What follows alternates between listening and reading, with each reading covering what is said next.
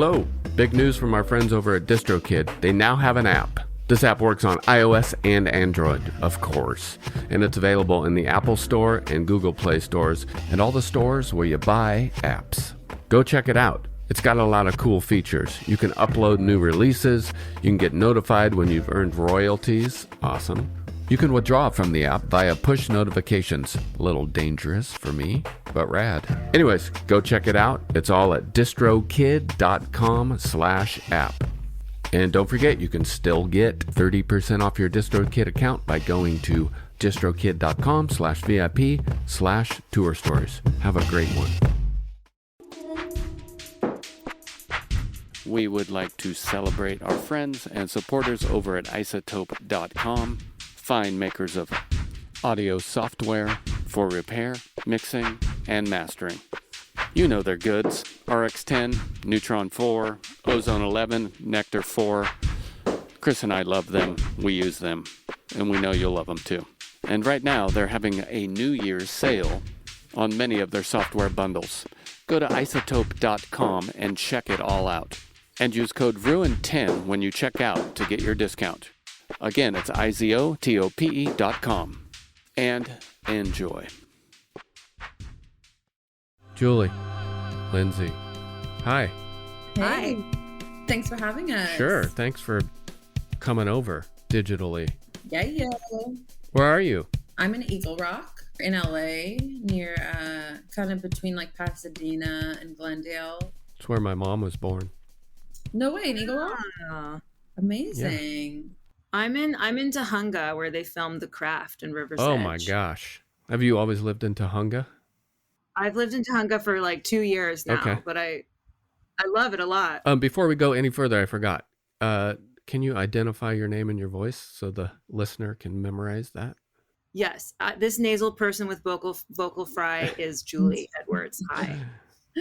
This here is Lindsey. Thank you. So you're both in Southern California. Did you grow up there? Yeah, I grew up in San Diego and moved to LA when I was 18. So I've lived here a long time now, but yeah, originally from San Diego. I'm a true Valley girl. I was born and raised in the San Fernando Valley.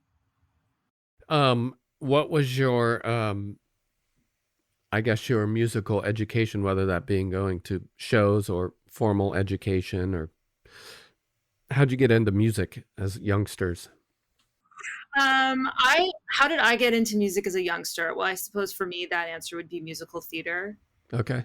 Because I wasn't in a band until I was like 25. In high school, I dabbled on acoustic guitar and like wrote songs with my boyfriend or whatever. But, but yeah, I was like would wear t-shirts that said Born to Act. And I was just like full steam ahead musical theater, you know, singing and dancing. And God, I want to see a Born to Act t-shirt. I tried to do the musical theater thing, but I never got any good roles. I always got cast as something really crappy. So I come from, I guess, well, my dad's a big Deadhead. So growing up, there was a lot of like bands and stuff that would come like stay at our house on tour. There was this woman that I thought was really cool. She was kind of like this like blues singer. Yeah, I thought she was really cool. So I was around it a lot. What was her name? You remember? Patty. I don't remember what her last name was. Patty the blues singer. Patty the blues singer. Cool. Where do you get this information? Yeah, I thought she was really cool. I'm trying to remember. She did like, I don't know. I just grew up singing. I grew up performing a lot, like kind of in a dorky family band. Oh, really? Yeah, but the songs that I was singing were just totes inappropriate. Like I was singing that song Rock Me Baby when I was like 10. And it's just like, yeah, the lyrics are just like not appropriate. No. But I didn't know what any of it meant. So whatever, it's fine. It's just like a classic blues song. And then I also grew up doing piano lessons, and I've been revisiting some of the stuff I used to do at recitals when I was a kid, because I did Pocahontas. Like I used to play piano and sing Pocahontas. The Colors of the Wind. Colors of the Wind, yeah. And my daughter's, I've gotten her really into Pocahontas, so we've been revisiting that. We have a shared passion for Pocahontas. And then when I was a teenager, I did like a band with my sister. We did like a lot of coffee shop gigs and stuff like that, and we were really into like Ani DeFranco and that type of stuff. And then, as I got older, I really wanted to do like a rock and roll band, you know, because I really like loved classic rock, and then like all this stuff that came out like in the early 2000s, the wave of like, you know, the Strokes and White Stripes and all that stuff was like a big influence on me. So so I met Julie, and the rest is history. You guys met so you moved up there, and I'm assuming you met in, I'm a guess. You met in Highland Park. No, that would have been too long ago. Wasn't hip then. Close. Very close. You met in Atwater. Yes, Atwater? Atwater Village. Cool. And so you just, where'd you meet? Did you meet at a show? Did you meet at a... No, I used to own a knitting shop. Oh. On Glendale Boulevard in Atwater Village called The Little Knittery, which is now in Los Feliz. I don't own it anymore, but go visit. And Lindsey came in. Julie's like the woman of many talents. Yeah. She's an overachiever. So she's like, I'm going to open a knitting store. I'm very like entrepreneurial, and I like to be too busy. Can I ask you something about your knitting shop? I think so. Yeah. Did you sell yarn? Yeah. I sold yarn, and I offered classes in crochet and knitting, and sometimes like macrame and other fiber arts. It was really cute, and we're talking top of the line yarn. That's what I'm getting at. My aunt makes, like nasty, like polyester, like icky, cheap yarn. This was like baby alpaca, like the softest thing you've ever felt on your fingers. Okay, my aunt makes Afghans, and I want to buy the fancy yarn and ask her to make me an Afghan. Oh yeah, Julie can definitely point you in the right direction. Okay. But I'm like 12 years out of the game, so I may not. We'll just refer him to the Little Knittery. It's still open. I will. Yeah, that's true. But he lives in Seattle. I'm going to Los Angeles tomorrow. I'll go. You have bomb yarn shops in Seattle, I bet, because it's cold. Haven't we been to one before up there, Julie? I'm sure we have. Because on tour, we used to go to all the knitting shops, all the local knitting shops. Okay. Yeah, we used to do a lot of knitting on tour, like before we had kids and stuff. Yeah. You both have kids? We do. We do. What ages are they? My oldest just turned 4, and my youngest is 5.5 months. Oh my gosh. Mine are 3 and 7. Oh, really? Mine's 9. Oh. We could probably have some sort of play date. Oh yeah, I have a 9-year-old nephew. That's a good age. He's a sweet boy. How's yours? He's very sweet. What's he into? I was just going to say, there's a pile of costumes behind me. He's into making movies and wearing costumes. Wow. Yeah. Very cool. And of course, he's excited about Halloween. My 7-year-old is into Doja Cat. Really? Yeah. Wow.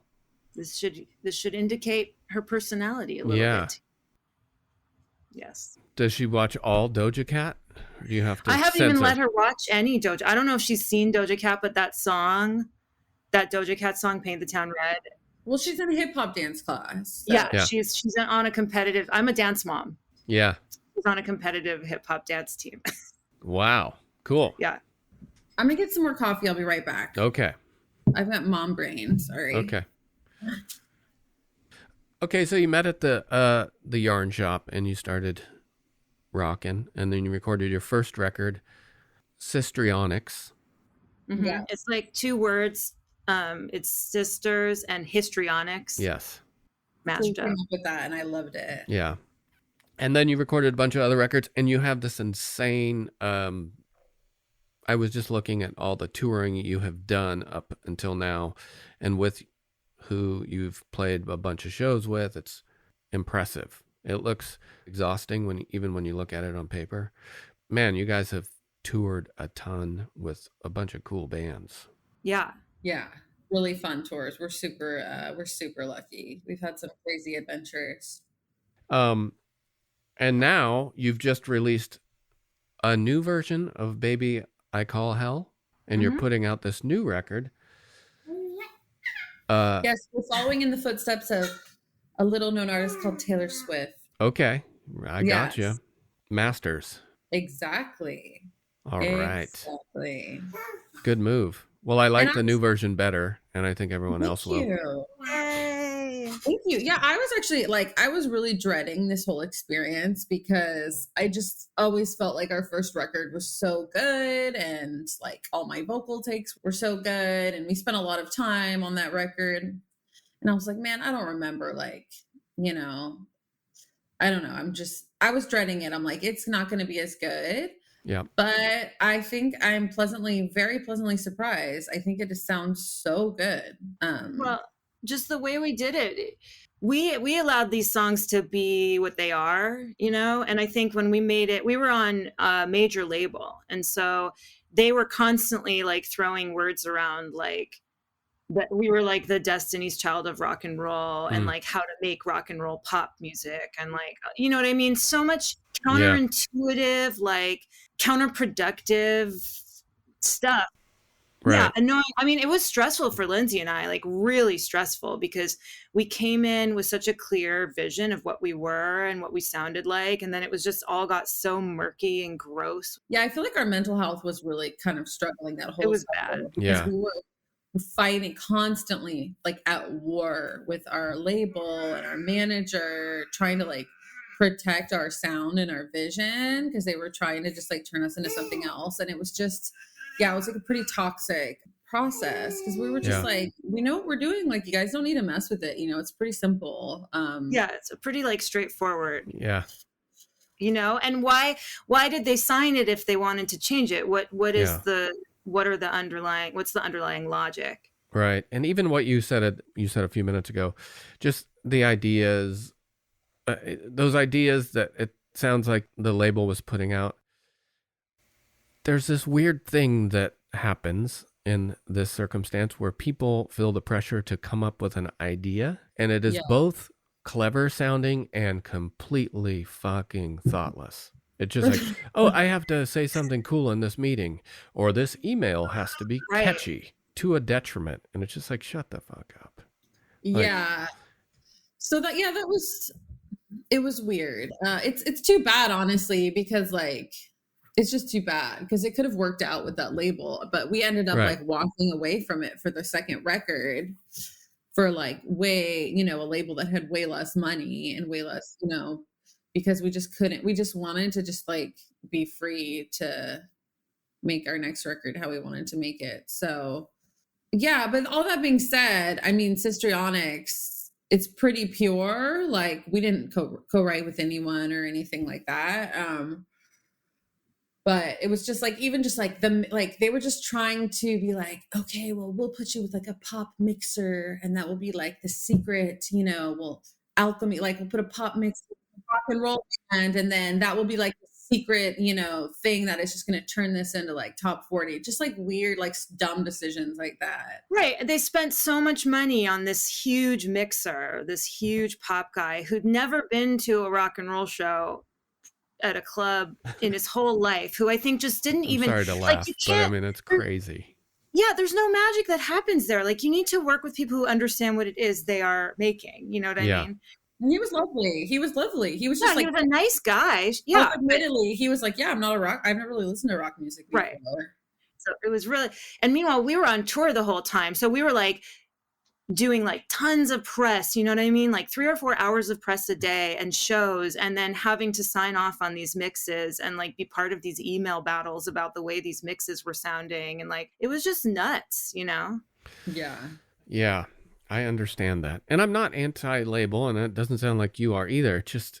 There's this leftover culture of desperation. It's like people not evolving. I mean, I think the labels that I work with, fortunately, currently, I like a lot. I hate fucking sending 4,000 emails about art. And, I love everything the labels handle and own. Yeah. But there's some bad ones left over. I feel like we were really, especially at that time, we were really like precious about our vision and really kind of not open to a lot of some of their ideas. But like, I feel like they could have approached it in a way that would have been better. Like they really wanted us to co-write.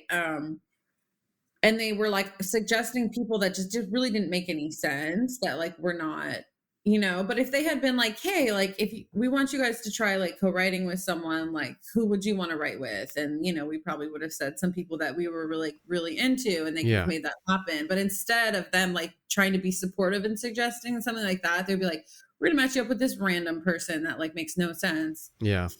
I could go on and on about Los Angeles co-writing culture from about 2008 to hopefully it's dying now. London. It's like, hey, let's go it's just, ugh. I could go on. I sound dumb not elaborating. But our primary label was in London. So this was all like happening in London. This wasn't even Los Angeles co-writing culture, which like is business music, but you know what I mean?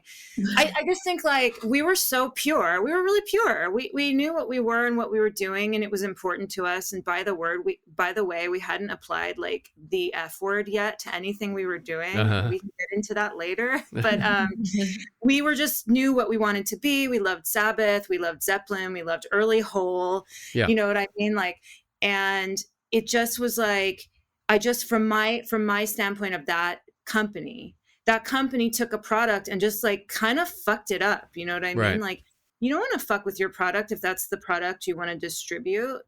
There's plenty a label can do with, everyone should kind of be in their lane. Like we weren't artists who were like, yes, match us with producers and writers, because we don't really know yet what our sound is or anything like that. Like that's not what we were. We were like pretty fully baked. Yeah. So they just messed with us. And I just think like the whole experience of that record, it's the analogy for me is like they dropped us off a skyscraper, and so to see if we could fly. Yeah. And we couldn't, we just like plummeted, you know what I mean? They like made us feel all insecure. And then they're like, now we're going to push you off this skyscraper and see if you can fly. But we've already told you can't, by the way. Right. And then we just like plummeted and luckily somehow like hit an awning that wasn't too far down. You know what I mean? And we've just been like, got inside the building and found the stairs, and we've been walking up the stairs, this whole time. And I just, to me, it's like, honestly, the way I look at it is I wish we had never done that. I wish we had never signed to a label like that with those intentions. Yeah. Obviously you never know their intentions going in. Everybody acts like it's so great, but the way it is with a label like that is if it succeeds, it's because of their genius. They figured it out. And if it fails, it's all your fucking fault. Excuse my language. It's like, and not only is it your fault, but we actually had dollar amounts thrown in our face. So no one ever let us sign off on any budget line items ever. Right.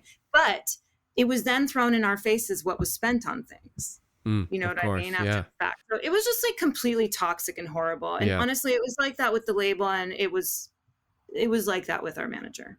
Well, I'm glad you hit that awning. It seemed like you hit the awning, we hit that awning. I'm glad it saved your lives, and now you've recorded Sistrionix 2.0. And so it's been Sistrionix 2.0. I'm gonna say this is pretty groundbreaking news, but we put bass in there in this record. So I played the bass. I did all the bass, so it's still me, playing. But it's pretty awesome, because it does differentiate it from the original version, and it really our song, I don't know if you've ever heard our song Raw Material from our first record, but just hearing it with bass, Julie and I were like, God, it's so Sabbathy with bass on it. Yeah. Like, it's so sick. How about Baby I Call Hell? New bass on that? We did, yeah. All right. I think Baby I Call Hell has double drums also. Yes, I love that. We wanted to have a little bit of the live feel where like, even though we're just a two-piece, and Lindsey actually splits her signal between a bassman and a guitar amp, but when you're in a venue, like the room and everything makes that so huge and enormous. Yeah. But when you're just recording that, you lose so many of those Sure. frequencies, Yeah. right? So the bass is this amazing little like hat trick to put back in some of that presence and hugeness that you would experience if you were in the room with it. Yeah. Great. Well, I'd like to play Baby I Call Hell. Is that cool? Yeah. All right, here we Let's go. do it.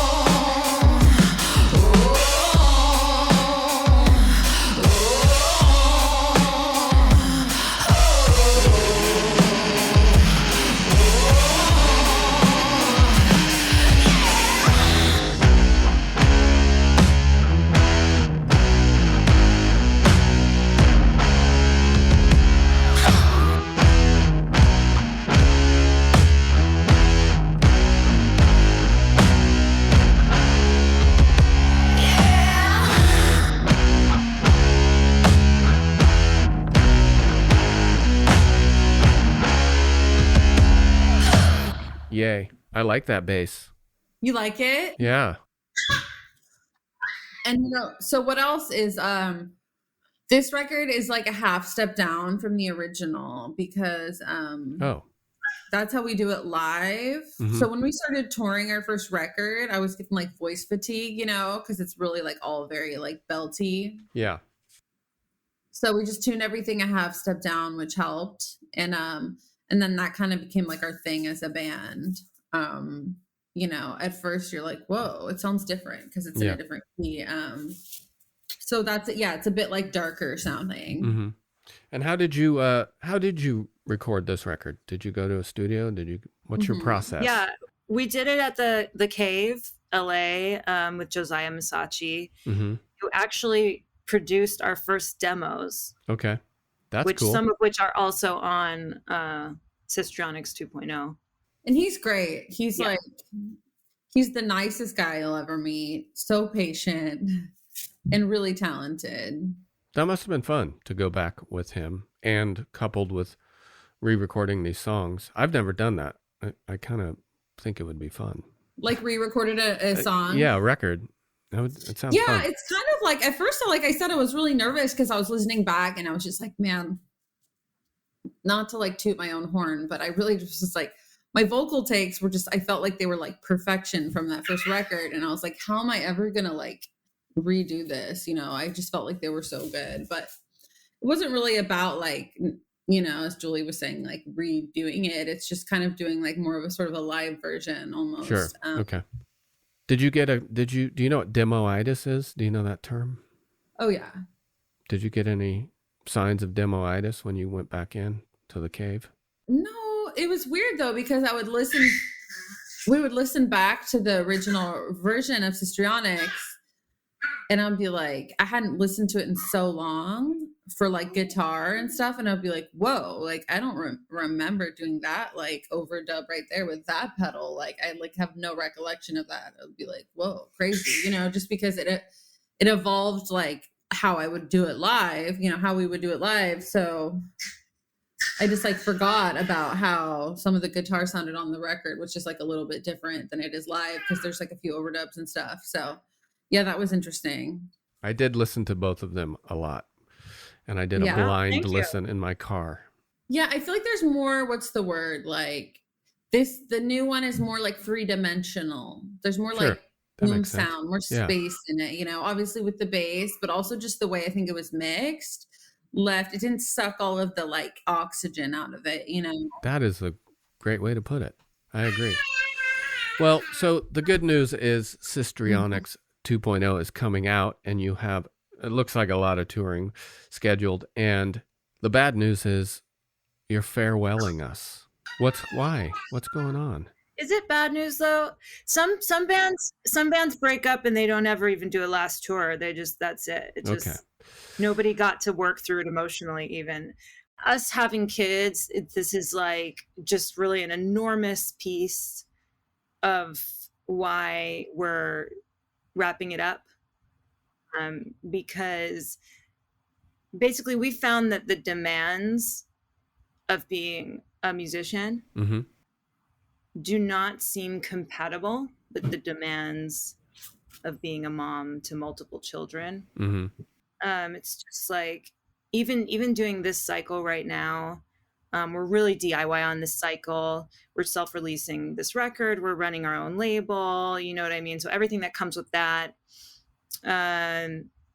We tour really lean, and I like to tour manage so that I make sure we make money. And so it's like I could literally be working 17 hours a day happily and knocking everything out. But obviously there is no way for me to do that because I have kids. So at like 4:45, that's it. You know, I can't even look at an email again until like 8:20 the next morning. So yeah. I'm very sentimental. So I'm still in denial about the band ending, but you know, we're both really busy. Like we both have 2 kids. So, you know, I definitely want to keep making music, you know, it'll be like weird to do it without Julie. Cause we're like, we have such a good, creative synergy together, but yeah, you know, it's kind of sad, but it will be fun to do this farewell tour. Yeah. And then maybe by the end of it, I'll be like, oh, thank God this is ending. I think we'd be fooling ourselves if we were like, no, this totally works. Like, let's, you know, get this off the ground and keep going. So it's just like, it was like kind of like a preemptive strike. If we face the realities of our commitments right now in our lives, and we really like put all our energy into saying goodbye and doing this right, instead of pulling a slow fade or just like, fading out or disappearing, that'll be so much more meaningful for us to process, and it'll be so much more meaningful for our fans, you know? Yeah. So yeah, we're doing a lot of touring. I'm in denial about our February tour because it's really long and I haven't been on tour in a while. Yeah, I'm like, oh my God. And I'm leaving my kids at home, so that'll definitely be like the longest I've ever been apart from them. Maybe I'll convince their dad to like fly to a couple of our shows with them or something. I don't know. I'm planning on taking at least one of my kids on that tour, but yeah, it's with this first West Coast run we're doing is kind of a trial to see how the kids do. Because it's like a little shorty, you know, like a little easy breezy. Cool. It starts off in San Diego, which is my hometown. So it's kind of like, it's kind of a lot of pressure because I'm just like, oh, all my friends and family are going to be at the first show, which is something like rocky a little bit. But I'm sure it will be fun. Yeah, and then I'm bringing my kids along, and my mom is coming, and she's going to help me with the kids. So it's nice to have that support because I was just like, I didn't really want to tour this. I have a 5.5-month-old. I didn't really want to tour this soon after having a baby. So it's nice to like have that support. Yeah, it's great. Yeah. Yeah, I did the whole feminism touring cycle with my first daughter. She came with me. Oh, you did? Yeah, so she started coming with me at 3 months old, and she kind of finished up being out with us at like 2.5 years. She retired at 2.5 years. Yeah. It was really cute. She was like at such a cute age, and she was so cute to have along. Just so adorable. So it was possible. It seems impossible to me. I know that it's not really, but honestly, it's pretty impossible, and it was really hard for me. And I would come home from tour, and I would feel like I was going to die. Like I would feel like I hadn't slept in 3 weeks, and so to me, it's pretty unreasonable. And I guess it's frustrating as women because you really want to be like, I can totally have it all. I can be a mom and I can hold on tight to my dreams. And, but it's an unreasonable proposal to tour with your kids as a mom. Maybe it's like in Canada and we had those like, sweet Canadian grants. The government like supply, like a tour van and a tour nannies for us. Yeah. Oh, I think great. also like with one kid, it's pretty doable. And to me, it's a question mark. I don't know what it'll be like, but we'll see what it's like with 2. Right. I think an infant, it's pretty doable because you just, you know what I mean? They're not like mobile. Sure. You just strap them in somewhere, so it's going to be interesting with the 4-year-old because like she has a lot more needs and so we'll see. I mean, okay, well, good luck with the touring and your future collaborations in music, together or separate. Thank you so much. Travel safe out there. When you come to Seattle, I'm going to come to the show. Uh-oh. I don't remember when that is, but I'll be there. Yay! I believe that is on the 19th of November at Neptune Theater. Okay. It's the after party for Freakout Fest. Oh gosh, that's soon. Yeah, Ish. It's so soon. Yeah. I'm in denial about it. Yeah, and it's at Desert Days and KEXP are presenting it, and great. And it's the last show of this first like leg of the farewell tour. So, well, if I'm here, I'm there. I just realized I might not be there. Awesome. But okay. Well, again, travel safe and congrats on this new record. I think it's a great idea to make some new masters. Yeah, thank you so much. I guess I'll just say if you want to pre-order the record or get tickets to the tour, you can do that on deapvally.com, and that's spelled DeapVally.com. And I don't know if we covered it. You kind of did, but you're putting this record out. Yeah, Deap Vally Records. Yes. That's right, baby. All right. Now all the bands are going to email us and be like, can we be on Deap Vally Records? Totally. And Sistrionix 2.0 comes out. It comes out February 1st, 2024. And we also have a bunch of, I don't know if we mentioned, but like it's a double record. So the first half is Sistrionix 2.0, and then the second half is like a bunch of unreleased like old demos, B-side, like re-recorded B-sides that were like only available in other countries, and then like some new stuff that's never been heard before. So yeah, there's some juicy stuff on there. Cool. Yeah, including our cover of Ventilator Blues, which just came out. All right. Well, Sistrionix 2.0 comes out on February 1st, which is my birthday. Oh, happy birthday. Yeah. Happy early birthday. I will be 28. Hey. Oh, good age. Yeah, it's a great age. I'm looking forward to my 30s. Gen Z then. Yeah. Okay. Well, take care, and I hope to see you somewhere out there. Okay. Thank you. Okay. Bye. Bye. Bye-bye. Okay.